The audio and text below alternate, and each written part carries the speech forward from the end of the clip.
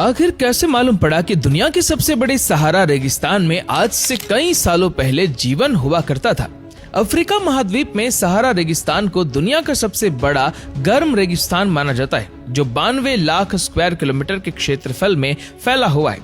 इस रेगिस्तान को अल सहारा अल कुबरा के नाम से भी जाना जाता है, जिसकी सीमाएं 11 अलग अलग देशों से लगती है।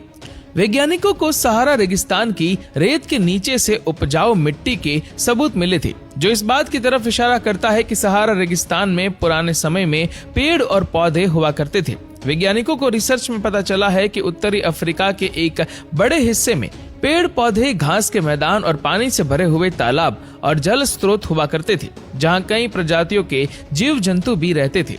वैज्ञानिकों को अपने रिसर्च के दौरान सहारा रेगिस्तान के कई इलाकों में जीव जंतुओं के अवशेष मिले थे, जिसमें छोटे जानवर से लेकर विशालकाय शरीर वाले जीव थे। इतना ही नहीं, वैज्ञानिकों को सहारा रेगिस्तान में छोटे और बड़े आकार की मछलियों के अवशेष भी मिले थे, जिससे ये साबित होता है कि सहारा रेगिस्तान में किसी वक्त में पानी के बड़े बड़े स्रोत भी हुआ करते थे, जिसके चलते जंगल और पानी में रहने वाले जीवों के लिए खाने और पीने की सभी जरूरतें भी यहाँ पर पूरी हो रही थी।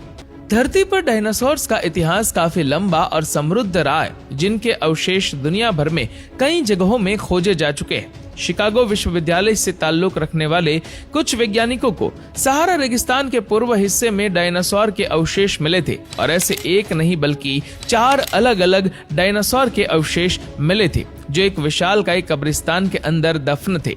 उस कब्रिस्तान में डायनासोर्स के अलावा विशालकाय पशुओं, मगरमच्छ और मछलियों के भी अवशेष मिले थे, जिससे ये साबित होता है कि सहारा रेगिस्तान के एक बड़े हिस्से में कभी जीवन हुआ करता था। सहारा रेगिस्तान के इस हिस्से में साल 2005 और 2006 में 200 से ज्यादा कब्रों की खोज की गई थी, जिन्हें देखकर वैज्ञानिक भी हैरान रह गए थे।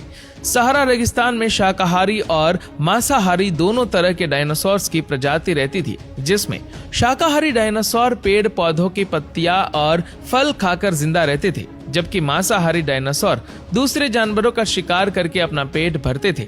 वैज्ञानिकों की माने तो सहारा रेगिस्तान में इवोकार्केर या डायनोप्स प्रजाति के डायनासोर भी रहते थे, जिनके दांत ब्लेड की तरह बहुत ही धारदार और तेज हुआ करते थे। आपको ये जानकर हैरानी होगी कि किसी जमाने में सहारा रेगिस्तान में भी जीवन हुआ करता था। दरअसल वैज्ञानिकों को सहारा रेगिस्तान में रिसर्च के दौरान रेत में एक विशालकाय कब्रिस्तान मिला, जिसमें जानवरों के अलावा इंसानों के कंकाल और हड्डियां भी थी। ये इंसानी अवशेष महिला और बच्चों के थे, जिससे ये साबित होता है कि सहारा रेगिस्तान में इंसान रहा करते थे और ये इंसानों के 2 समूह रहते थे। सहारा रेगिस्तान में रहने